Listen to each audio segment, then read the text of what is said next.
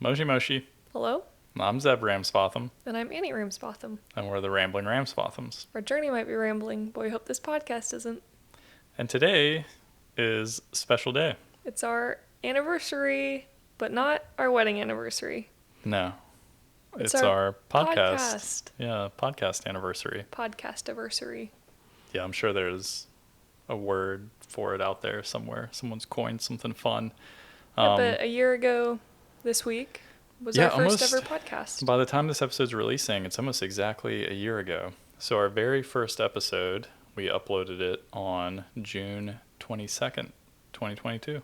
Yeah, so our Japan journey has been at least a year long at this point. Although not all of that has been spent in Japan, of course, if you've been listening since the beginning. Yeah, so we'll probably actually have, if you're following the podcast, don't get too confused next time. There's another anniversary episode because we'll probably do this one. So this episode's just going to be about us starting the podcast and kind of like where the podcast came from and like where it's at now, where it's going.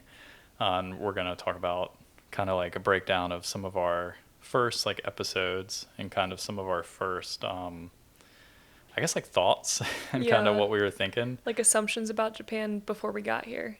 Yeah, kind of based on those first few recordings. And then in the future, I think we're going to do like a special anniversary episode where it's like an anniversary of we've been living in Japan for a year. Yeah, and that one will have more like sounds and favorite parts about Japan. This one will be more focused on podcasting.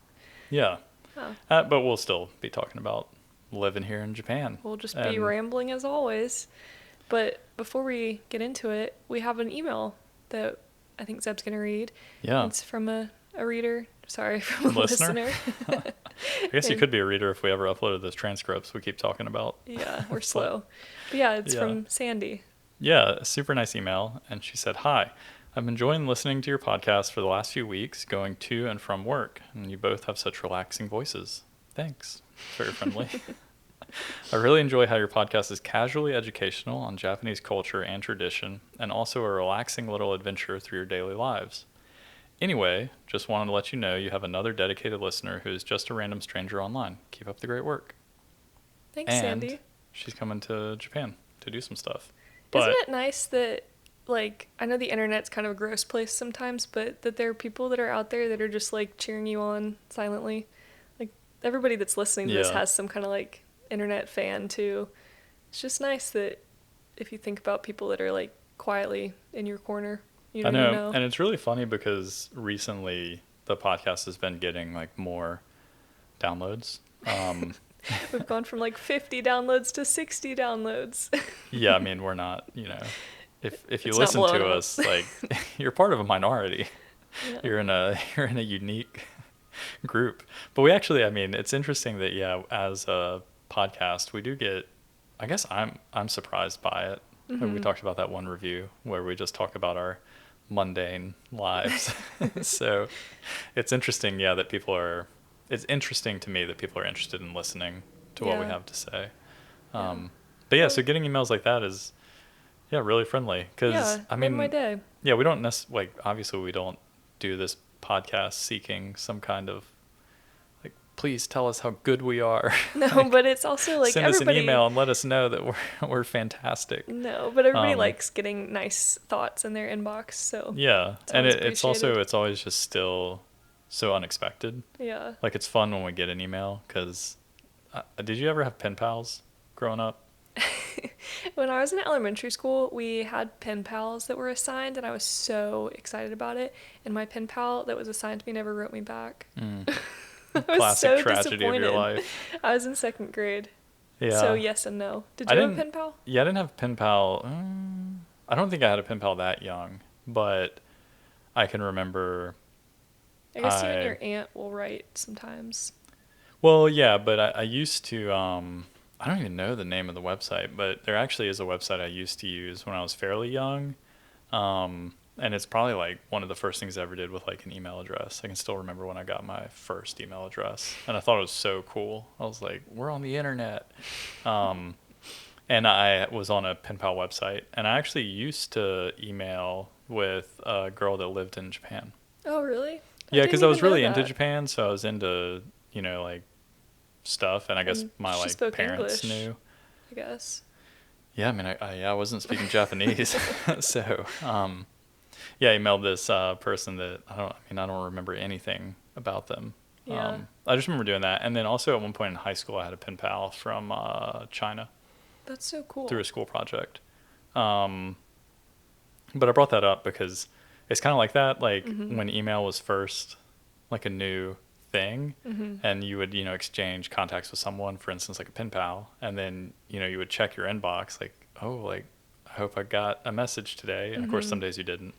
But the days that you did, like this email from Sandy is, it's just really fun. It's like, ooh. Some nice words from a stranger. Yeah, it's just fun to read something from somebody. I That's don't know. true. But yeah, it's very friendly. And so I think Sandy had mentioned where she's actually going in Japan, and her trip's going to be in October, which is our wedding anniversary. Yes, arguably the best month on the calendar. Yeah, I'd agree. I just love October. I'm big into October. I think it's a good month. A really nice month to travel in Japan. Just the Yeah. weather is really nice. It's by that time, so she's going to Tokyo, Kyoto, and Kinosaki. Yeah, and the Kinosaki place you looked up, and that would be a fun anniversary trip. Yeah, speaking of which. Maybe we'll bump into Sandy while we're there. I looked it up because I'd never really heard of it, and it's in Hyogo Prefecture, which is next to, it's like west, one prefecture west of, or it is the prefecture to the west of Kyoto. Mm-hmm. And I only know where Hyogo is because there was a race there, I think, and I'd looked it up. Oh, really? A bike race? Yeah, because I remember it was like in Hyogo Prefecture, and I was like, what is Hyogo Prefecture? And I had to look it up. Yeah. Well, it's pretty close to the coast, so the Sea of Japan.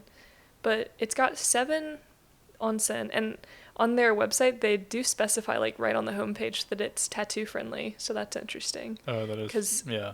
It's probably pretty foreigner friendly, too. Their English site is actually really good. Maybe they have like a bunch of yakuza.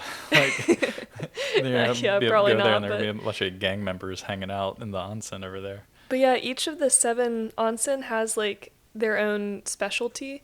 Like you soak in this onsen for like marriage wellness, and you soak in this one for like. One of them was specifically like health and childbirth. So I don't know. It's interesting because it's pretty what like. If you soak in like accidentally in the wrong specific. one?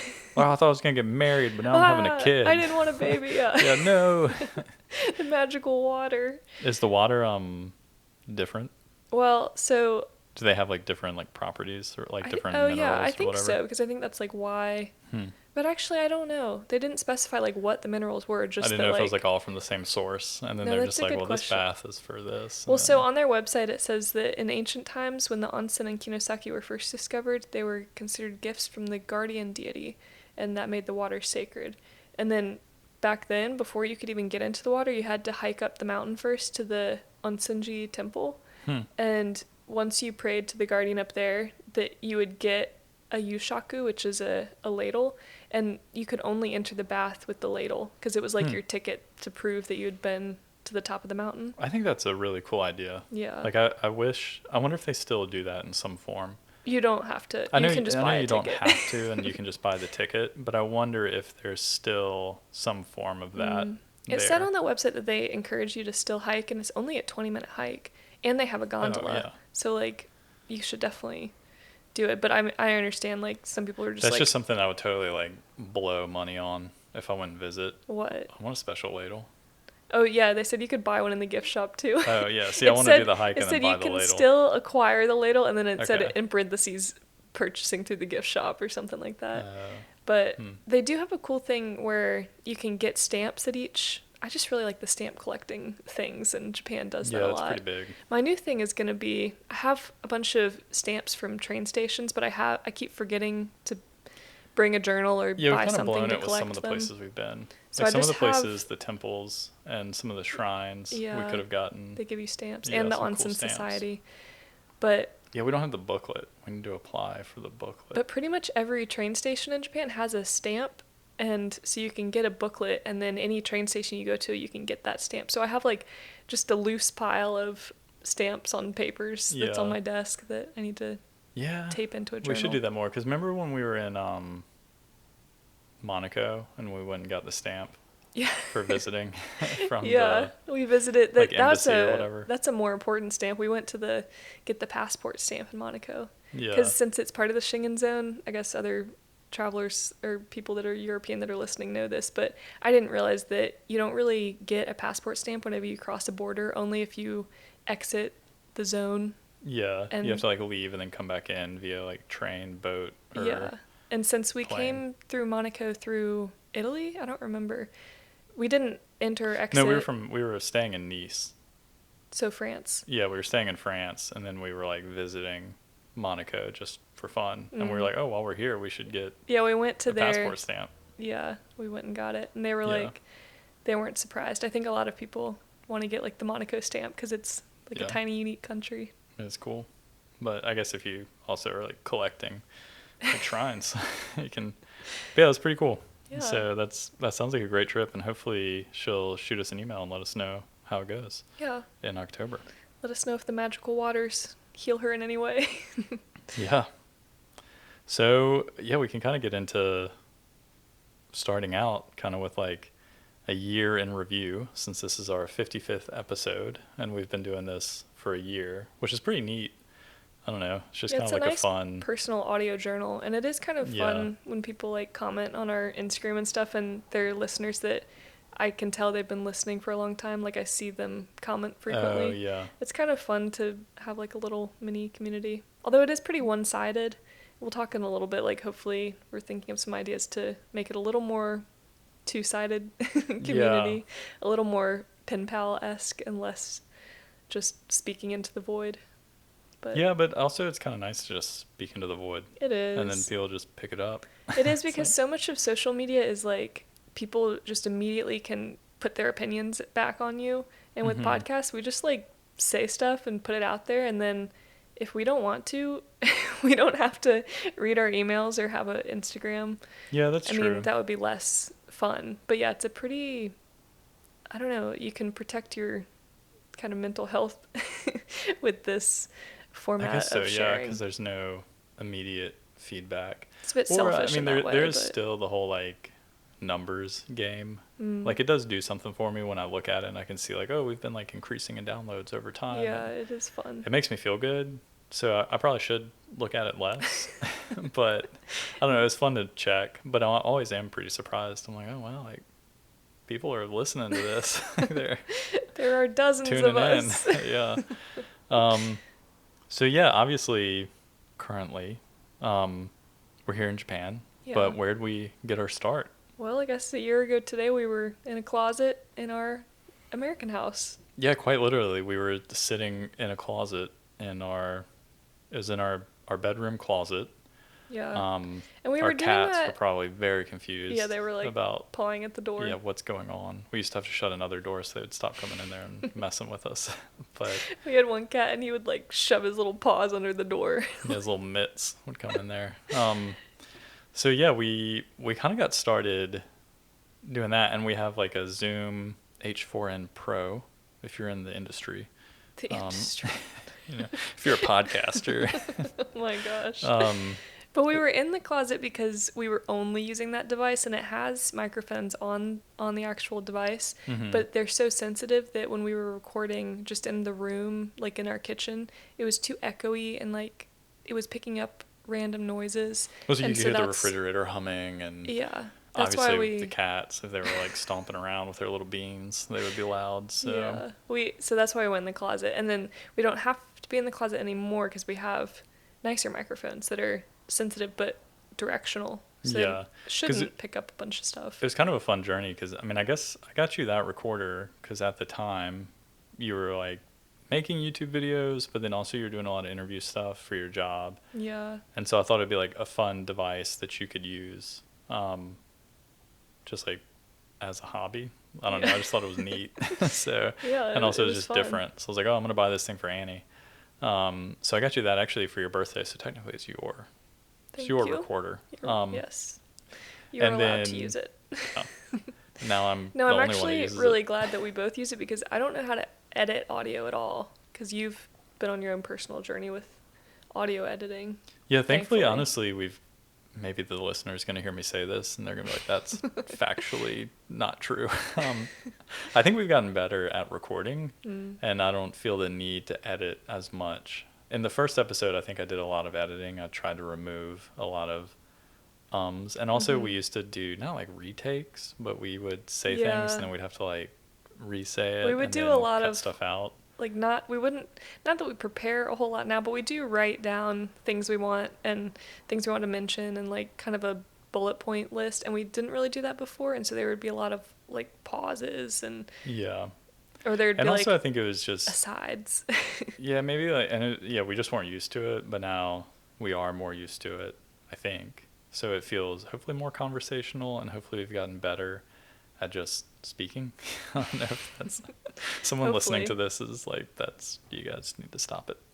So yeah, we used that recorder, and we would sit there in our closet with the recorder, and we would sit on opposite sides of it and talk to each other.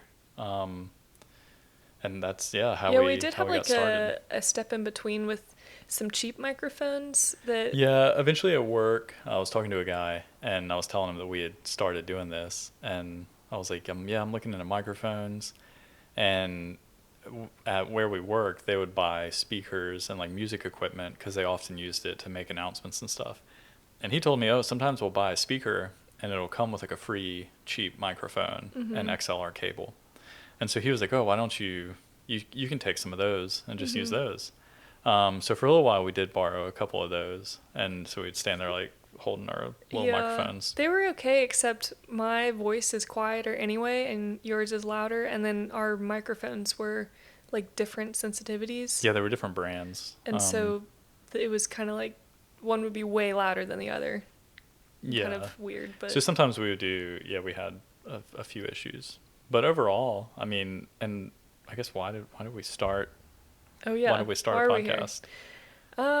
I guess like personally, I thought it was going to be a cool audio diary. I like to keep track of, I don't know, I like looking back on photos, and that's why I started making like video edits too, because I like rewatching things. And audio is such an easy medium in some ways because you just sit down for an hour and you kind of like brain dump. That like if I were to write everything I'm saying, I would spend so much time rethinking it and editing it and trying to make it into something presentable. I guess it depends on the media that you're putting out there. Like I have sometimes now that we're podcasters and we're in the business. Keep saying that. Yeah. I'm going to make a little business card. I'm a podcaster. Someone asked me recently if I had a business card. Really? Like, no. But I thought about it more that I like writing, and I've always wanted to do something creative. So podcasting is kind of a fun outlet. But I have thought like, it would be kind of fun to do some kind of like audio drama or but then you would have to edit more, because then you would have to actually write like a script, and a audio drama, like a nonfiction story kind of thing. Yeah, or a fiction story. We'd have to get into Foley art. Story. Foley art is like a whole thing. Well, it'd essentially be like voice acting, which would be difficult, and I don't think that's an industry I'm ready to get involved with. Have you heard me? Yeah. I have. This is the maximum I'm able to do. Well, I don't know if you would be involved in my audio drama. Okay. I think it would be me. Just you and the cats. Yeah. But yeah, so I guess that's like a big reason is for the audio journal. Yeah. And then it really was a big thing that we figured, I don't know, it'd be a fun way to keep family in the loop, that they could kind of passively drop in and drop out on what we're doing. And even in the beginning, I don't think we intended for it to be weekly. I didn't. I thought we would certainly run out of things to say. We kind of, I mean, listeners know it's not like there's things that are mind-blowing every week, but... Yeah, it's not exactly action-packed. It does keeps us... in a routine that we have something every week, and then we are talking about the less interesting things that are just more cozy instead of like... Yeah. Otherwise, I feel like it would be too rushed. Like if we waited until a month and then we talked about only the highlights. Yeah, I think a month would be too hard, and even like bi-weekly. Because sometimes there is a week where either a lot happens or just a couple of really fun things happen, and I want to talk about it. Yeah, I wouldn't want to do it bi-weekly. I don't want it to feel like a news report, like, and then we did this, and then we did this, and then... Yeah, that would be terrible. That would be so boring. That'd be like Instagram, but audio version. Yeah. Like, let me sit down and listen to everything perfect that these people did. Too highlighty. Yeah. So now you get to hear us talk about taking out our trash and stuff. Yeah. And we both, I mean, I at least growing up was like a very religious journaler. Like I would journal daily. But then it got to be a little, like I started to not enjoy journaling because I would be like, oh, I haven't written in my journal in like 3 days and everything's piling up. You know what I mean? Yeah, And wow. yeah. And so this is kind of nice that I'll not, like, I won't Yeah, forget anything. that's true. I could always listen back, like, oh, remember that year we lived in Japan? Yeah. I have been a journaler. I've been like a travel journaler. Yeah. Like whenever I've done big trips or gone somewhere, I tend to pick up journaling. Mm-hmm. And then I meant to keep it going here. Actually, a friend got me like a really nice journal. Mm. And then I don't use it. I guess on here we don't do the journal part where you like I don't talk about my existential dread problems, you know. Huh? I gotta journal those out in my own personal time. Yeah, the listeners don't want to hear that. They don't want to hear about, am I sick? I might be a hypochondriac. Maybe a little. But yeah, so that's kind of where we got started. yeah, We're from North Carolina. We used to record in a closet. And then we moved on to recording in our kitchen once we got the microphones. And then I guess yeah. the next biggest upgrade is that if you're watching this on the video, we now That's been one of the more recent things. yeah, I think But this is then- only like the 6th episode that we video record. And Even that there's feels like a lot. certainly room for improvement there. I do think that, so maybe the video quality isn't ideal. So sorry if you're a YouTuber.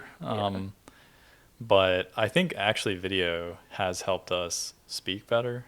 Yeah. Because then we know if we make like a really big mistake, someone's going to have to go into the video and like edit the video. Yeah. And I don't think either of us want We to try do to that. do like a one take thing now. Yeah. So that's been nice. But yeah, that's kind of like where we're at now is, I think obviously one of the biggest things is we moved. So we, like 6 weeks after our first episode released, we moved to Japan. Mm-hmm. And then of course we bought like nicer microphones and then, These things were heavy. They were in my carry-on. oh yeah, that's right. Worth it. Yeah, they were, but they came with the really big stands so that they don't tip Well, over. I bought those stands separately Oh, okay. on Well, like Amazon. They were really It cheap. felt like I had like 2 25-pound dumbbells in my carry-on. Yeah, that's kind of what the stands are because they're weighted on the bottom so you don't tip it over. Yeah. But yeah, we used to have these little like desktop stands. Mhm. Now we have microphone arms. Yeah. They and clip out furniture. so we can like relax in armchairs. Yeah, which is really nice because we used to be kind of like hunched over the table because we had to have the microphone like right. Like, yeah. Mm-hmm. But yeah, so that's kind of the evolution of the podcast is to here now you can see us sitting in If you our want to. little cozy room. And we bought like some furniture, not really just for podcasting, but Yeah. we this wanted was to have like a also little lounge area to Yeah. sit. like a second living room, just somewhere else to sit in the house because Yeah, change up the scenery like a cat. You know, sometimes they, sometimes I want to sit by the window. yeah, look out, But see what's happening. we went to 2nd Street. We talked about this in a different episode, but Yeah. it was cheap.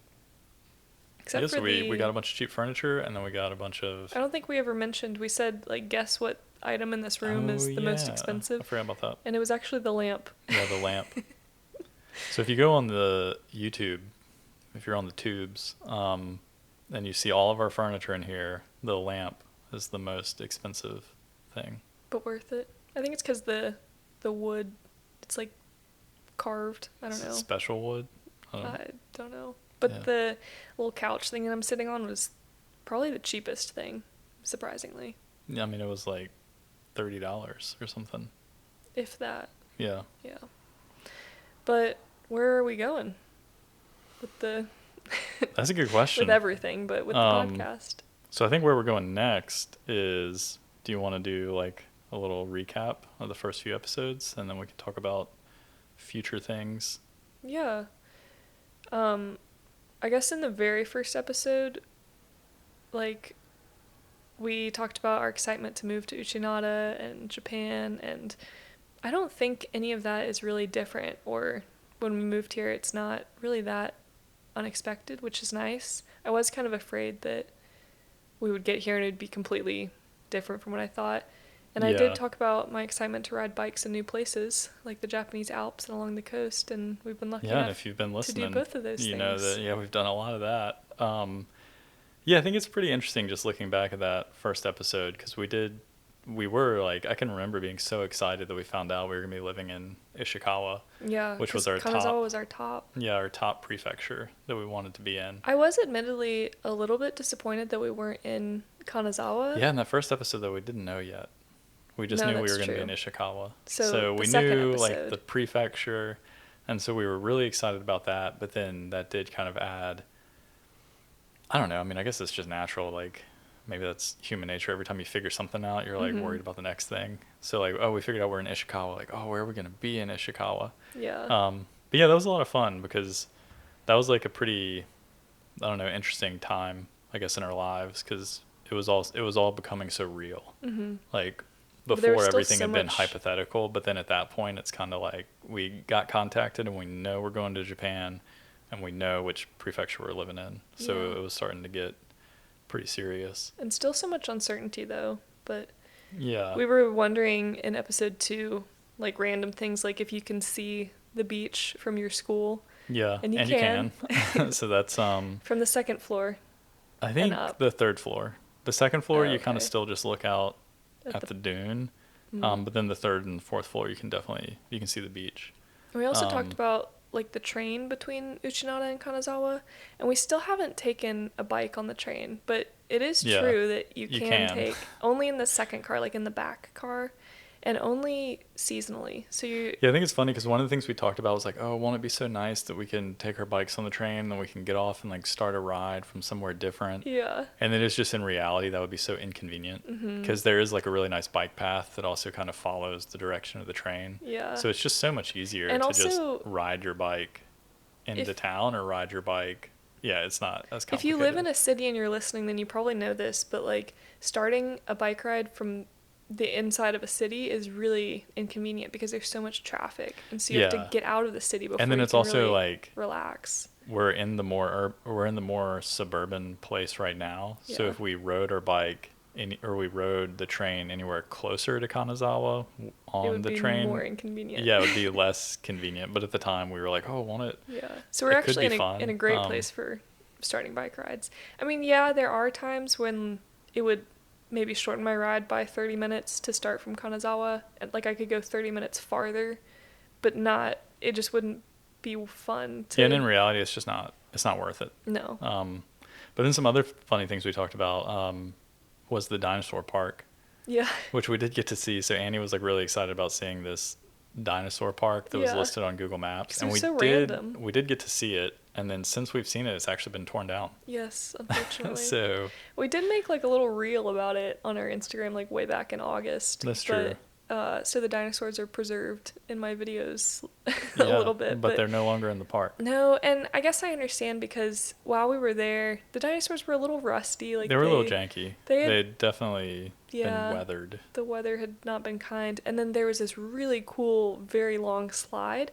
But instead of the slide being like a smooth slide bottom, it was like hot dog rollers. Yeah, like if you go to the gas station and those little hot dogs are rolling around on the pins, it was like a slide just of those. And so when you slide down, you like roll down it. Yeah, and they obviously they didn't do any maintenance or anything. No. It needed some like oil or grease. It sounds like a great idea. Like, it would go really fast, but like my shorts were getting caught in it on the way down, and the worst part was that it was so squeaky because it's really just loud out in the salty beach air. Yeah, so it was like all rusty and stuff. But like halfway down, I couldn't get off it without finishing the slide. Yeah. So I had to wake up the whole neyborhood, and then I was like, all right, we're never getting on that slide again. That's probably why they tore it down. Well, exactly. Or like those foreigners showed up in there. Oh, because of us? No, they're in the dinosaur park. It's a public nuisance. We gotta get rid of it. Yeah. There's probably filed a complaint. So that's funny. And then one thing actually going back we had totally missed was the Acacia Romantic Festival. Yeah, and I was surprised to hear about that because since we've been here, I haven't heard anything. It was supposed to happen in May. I know, I don't remember. Because in the in that second episode, you were talking about how it would be like a fun birthday thing. Yeah. You're like, oh, for my birthday, we can go to the Acacia Romantic Festival. I know. And we didn't hear anything about it. So maybe due to COVID, it's still not happening. Yeah, maybe it never came back. I feel like we would have heard about it because I have actually been pleasantly surprised by the community involvement here. And we haven't been in a long time, but we were going to like a cheap language class, kind of a conversation exchange more than a class. And it's in the town, not the town hall, but like the cultural center of the town. And they welcome like any foreigners. And there's actually a lot of foreigners in Uchinata, just Yeah, a there are a lot lot of us. from other Asian countries. Yeah, a lot of Southeast Asia. Yeah. Not many, I There's guess, like not Americans. really very many other Americans, but Yeah.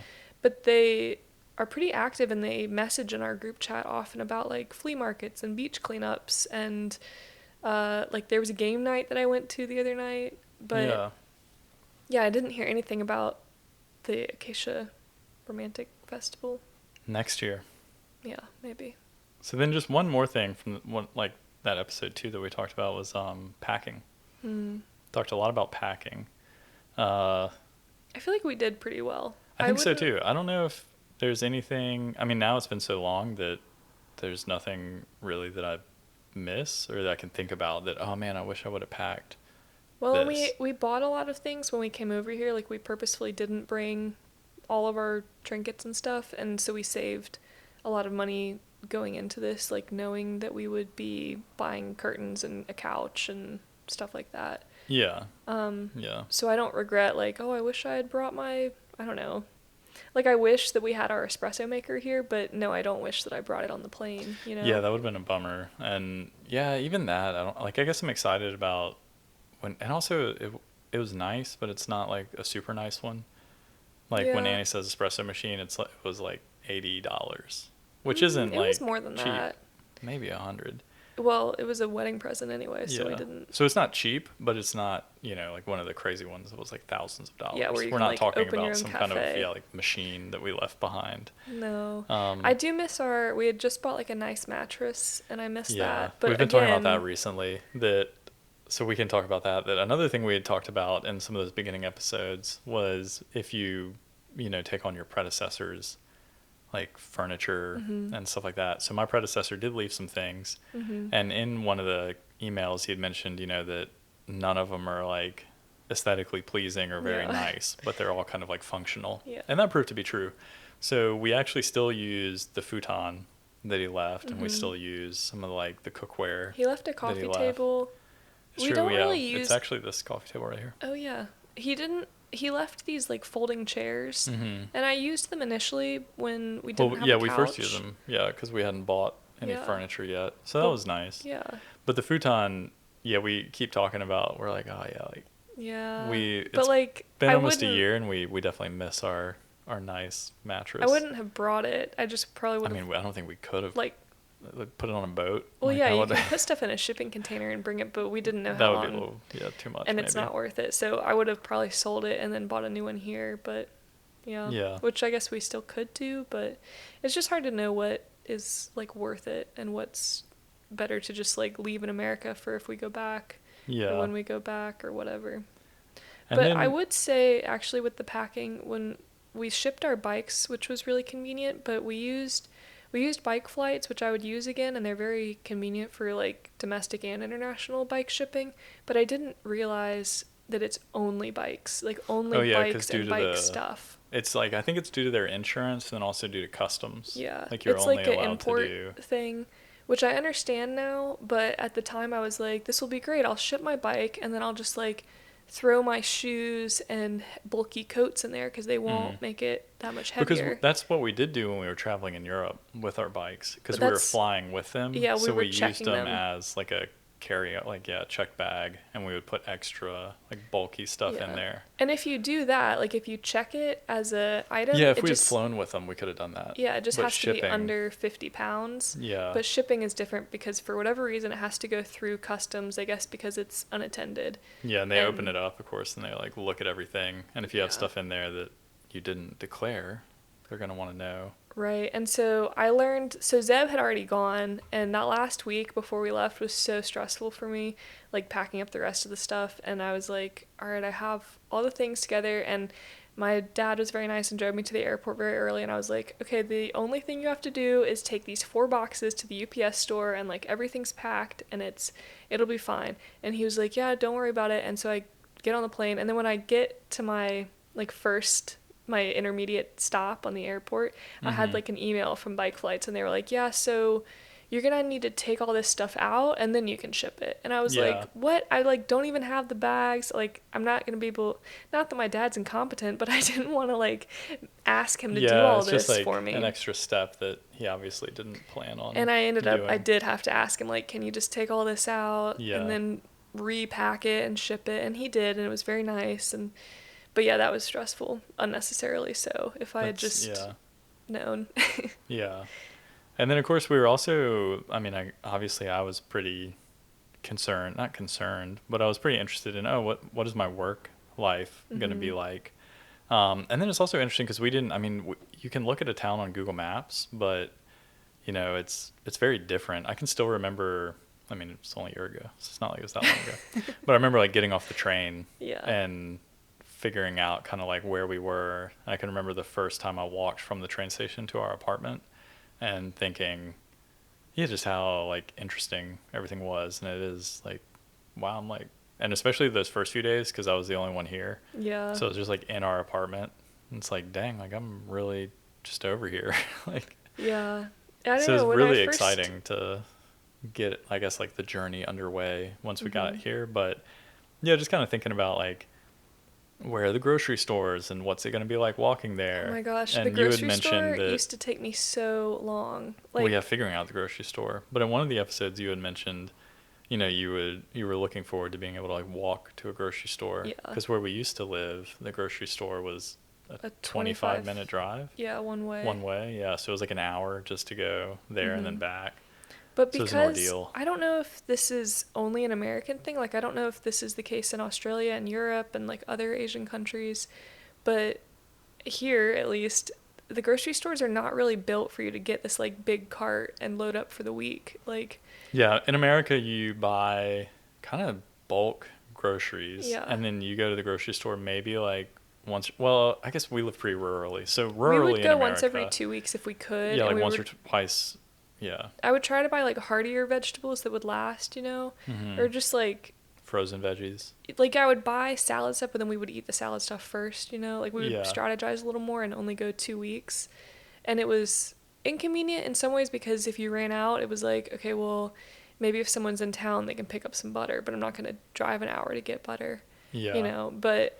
And then also just thinking about like, this is like a funny, like aside that I think is specific to America, but, just the size of our grocery carts in America. Well, it just felt so normal to like fill up the back of, like I would fill the trunk of my car. I would spend the same amount monthly, but I would spend a much larger chunk at the grocery store. Yeah. And here when I go, I feel kind of like embarrassed if I have like too full. Like they have the little baskets like that you can hold in your hand, and you can put one on a cart and put one in the bottom level of the cart. Yeah, so basically, a shopping cart here is about 2 baskets worth of groceries. Which would be tiny in America. Can you imagine? Like I don't even know if a Walmart shopping cart could fit down the aisle in like the grocery store here. Yeah, the Walmart carts are even bigger than the grocery carts. Yeah, they're like the Cadillac of grocery carts. I don't know. I have 4 sisters, and so when my mom was shopping for like 5 girls and her husband, like the 7 of us. It is interesting because I wonder if families,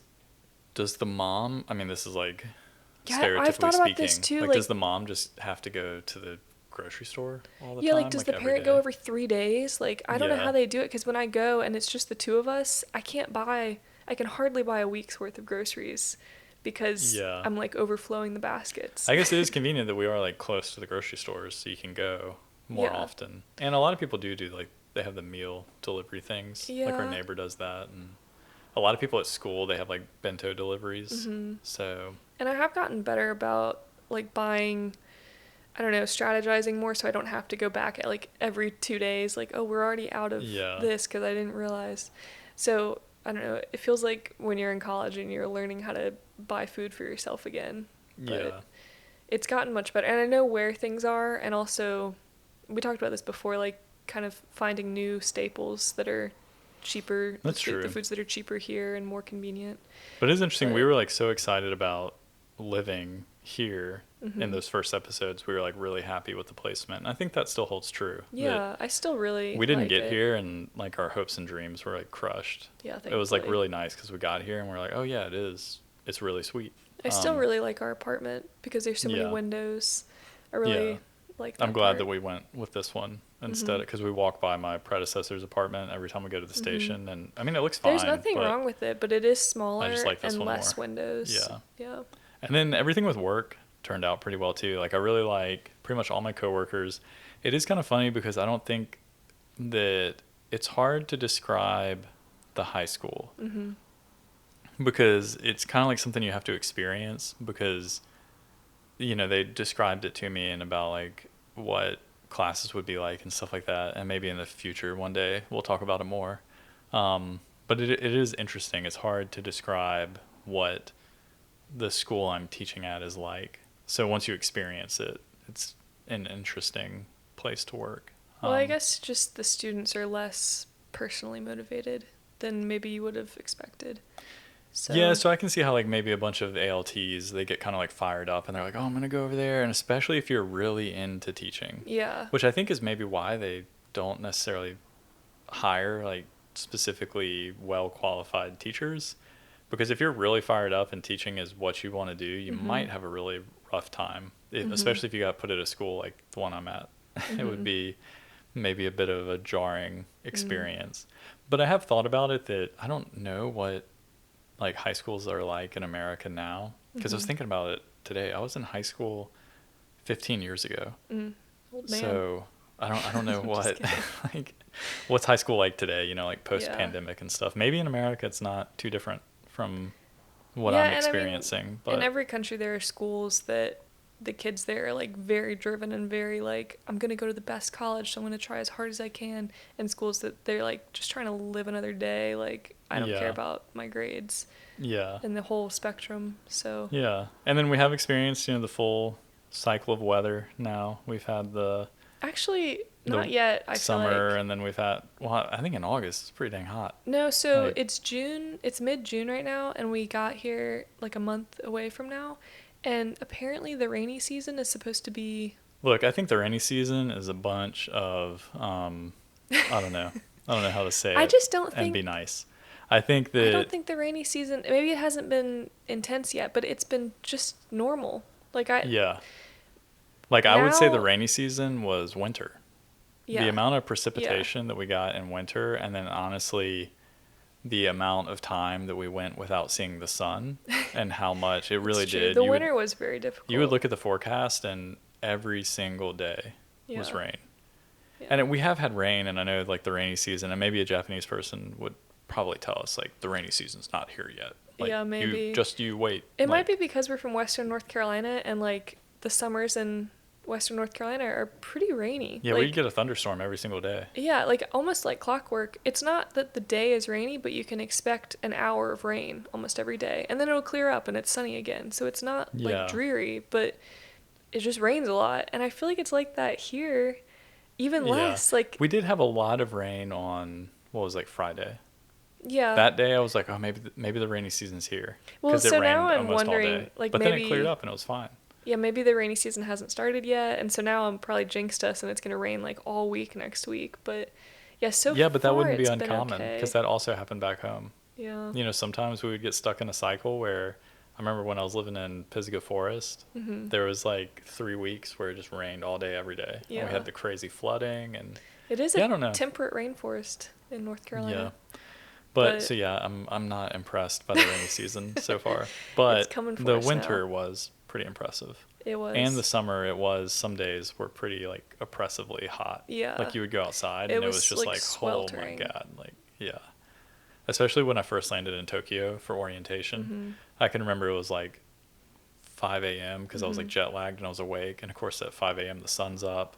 And I can remember going outside and going to a convenience store and it was just... sticky. Yeah, like, and it was like so hot. And I was like, it is like 5 a.m. The sun just came up and it was unbearably hot. So we took a trip to Kyoto and it was like so that's true. uncomfortable. Yeah, I forgot about how hot Kyoto was. Yeah, like we were trying to enjoy just like walking around, and it was like it's kind of heat where so it's draining. Almost a little hard to breathe. Yeah, because every time you breathe in, you're like, oh.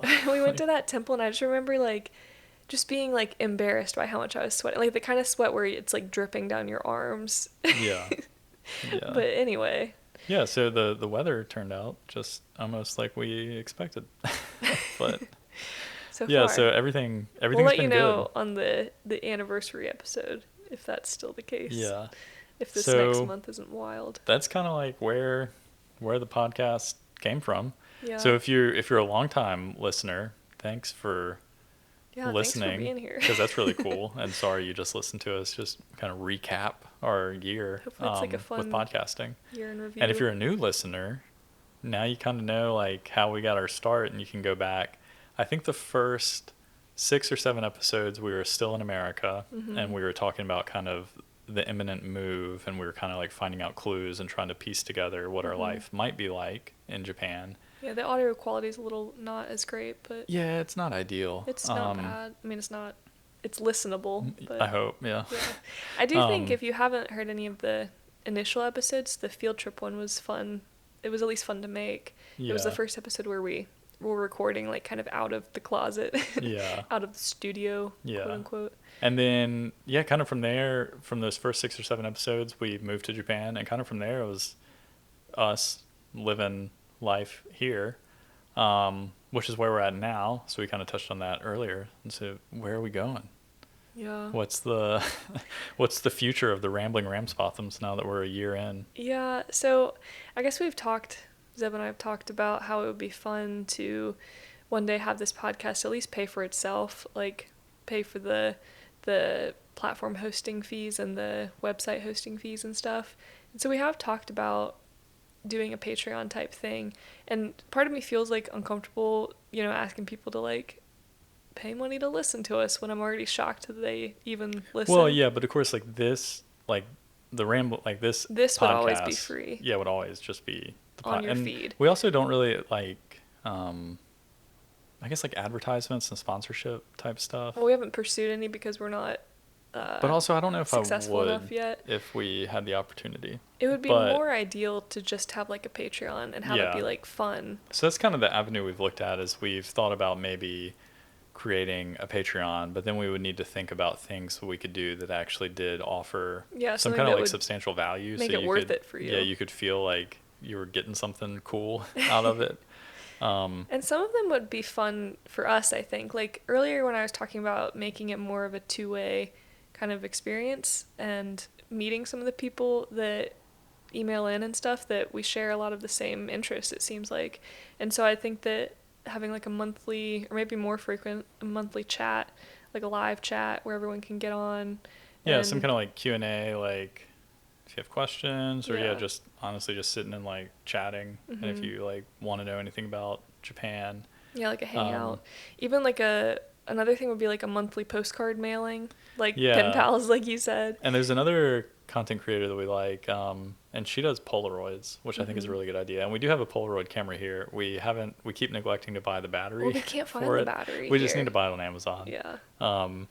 But we thought about doing that. Like that would be fun. We could send you like a Polaroid and a like a postcard. Yeah, like a postcard from somewhere we've been. So then that's kind of like physical things, and we've also thought about maybe like bonus episodes. So more of the field trippy episodes where they're a little not like heavily edited, but they're more well, they do take more time to like stitch it together. They would take more time to create, and then we would just record more when we go. But they are places. more like immersive, I think, because you can hear the background sounds, and sometimes we'll record because the background sounds are interesting. Yeah, if you think about like our Kyoto episode, we had some cool stuff in there, and then of course Annie's family when they came to visit, and then some of the other train trips we've done, we've been better about using the recorder. Our immediate emotion and thoughts. Sometimes it's good. Sometimes it's like, oh, we're so frustrated. We just missed the train or whatever. So we thought about making more. We never missed a train. That was my example. Yeah. So Seb's like, I'm the best traveler. I'm great at trains. So we thought about having like maybe bonus episodes like that, and then there are other things like previously we've talked about like Annie's ice cream episode. Yeah. Or even stuff like, I don't know if it'd be interesting, but things like maybe not like exactly like travel guides to places we've been, but if we can figure out a way to share like our itineraries of stuff we've done, and maybe we can figure out a way to share reviews of like places we've stayed or like eaten. So if you're looking for travel ideas, of course, in Japan, you could see like where we've actually been, and if we could have like curated I know list. the market is pretty flooded for like travel guides and travel ideas, but I guess especially in Japan, yeah. Our spin would be like cycling specific, I think. It could be lots of things, but yeah, I think, but also, I mean, we just go places for fun. Yeah. And because we live here, we tend to go to not like weird places, but maybe places that are maybe off the beaten path, you know? Oh, like, gosh. We're the only white people in the room. Oh, gosh. Sorry, I just love this Google review. Yeah, sorry. But no, there are places that like maybe we wouldn't go if we only had a couple weeks in Japan. Yeah, but maybe if it's your like second or third or even like fifth time in Japan and you're looking for somewhere like off the Golden Route. Yeah. Or really like in Hokuriku or this region. Yeah. But yeah, so we've kind of been like kicking that idea around, and then of course Annie, if you don't know, is a bit of an artist and she makes different things. So she's thought about making different kind of like merchandise type stuff. Yeah, I do a lot of watercolor painting on like a different platform that I have, but I was thinking that it would be fun to do like Japan themed stickers, or like maybe even, I don't really do any clothing, but it could be fun to put a design that I have on like a shirt or hat or button, or even some cycling clothing. I thought it would be really fun if we did some like little cycling caps or like a jersey or like a tech tee. I don't know. Wow. I'm just really dreaming over big, yeah. What I really want is like a button that says like, want to listen to me talk about my mundane life? Yeah, that would be good. Like a pin. Yeah. But yeah, tell us what you would want to see. Like, what would you pay a couple dollars a month to? Yeah, or if there is like, if you're a listener and you happen to be a member of another like podcast Patreon or something, and there's something you really like, not that we don't want to like steal someone's idea, but it would be interesting to know like, oh, what are like, and I do look around sometimes to see like, oh, what do other people do? Because it would be fun to, since we just pay for this hobby, if somehow it like paid for itself, but then also we could have like a true, like a real incentive. Like, I don't want to do the thing, I don't think, that's like, you know, some people do, it's like, give me $2 and I'll say thanks. Oh, it's yeah. Like, that's pretty lame. I don't want to just shout your name out. Yeah, I want to like, not. I want it to be more of a like community. when people have like the thank you tier. Like, just know you'll be in my thoughts. Like, I mean, I understand why people do that, and it's nice. I do too. And it is just kind of like buying a coffee for someone, but yeah, it would be more fun if it could be more of a two-way street. Yeah, and then of course, I mean, I guess naturally to add on to that, we know that we'll be in Japan for another year. Yeah. So if you made it this far, you know that you have another there's like a year 50 more of some this. episodes listening to us do different stuff, and hopefully we'll keep branching out and keep exploring and hopefully keep seeing the quality new stuff. gets better and better. Yeah, I think it will. Yeah. We'll see. maybe it'll get worse. Oh my gosh. But yeah, tell us what you're looking for. Yeah. So, you ready for some words of the week? Yeah. Okay. I'll go first. All right. So we were talking about how sweaty we were in Kyoto and just in the summer, and it's creeping up on us. And so the word for the week for me is sweat, which is ase. And if you are sweaty, you're aseo kaiteru. Well, I guess in the process of being sweaty. Yeah, and that's what I'm going to have to say a lot. I actually do have to say that a lot. Not a lot, but I bike a lot of places on my little city bike, and I don't know like why my body does this, but it turns red. I mean, I think a lot of white people this happens. Yeah. And I get this from my mom, but like if we exercise, our faces get really red. And it happens to my whole body, like my legs, my arms. And so sometimes I'll get places. Normal, right? Well, I don't know because maybe you have a disease. No, it is normal, but I don't know if this doesn't happen to like I'm normal Japanese people as much, because two times, separate times, I've gotten somewhere and people will be like, "Oh my gosh, you're sunburned," and then I'll be like, "No, I biked here," and they're like, "What?" And then I'll be like, like I'm just like flushed. Yeah. And they're like, "Okay," but I don't think they're like, whatever. Like, they don't understand. Yeah, they might not get it. Our bodies are just different. You know? They're my just gosh. truly unique. We don't need vegetables. It's like that. There was some study that Zeb read that it was like, vegetables have been proven to be beneficial for even the Japanese body. They didn't know. They just... I think that was a mistranslation. No, I think it was real, because actually, this is like a sad note, but there was an article recently about, I think he was a Nepalese guy, and he's been in a detention center for 9 months, like being detained for some kind of immigration reason. And recently he got diagnosed with some kind of like disorder because the bento boxes don't have enough vegetables in them. Oh my gosh. So they haven't been feeding him like vegetables. That so is for like really sad. 9 months, he has this deficiency now, and he's been needing to like go to a doctor. Wow. Anyway, sorry. That's totally unrelated. But yeah, it's a thing. Sometimes people just don't eat vegetables here. Interesting. Yeah. Well, yeah, if your face sweats like me, then yeah, we're in the same club. Yeah, the Ase Club. Yeah. Ase Kurabu. Yeah, what's your word?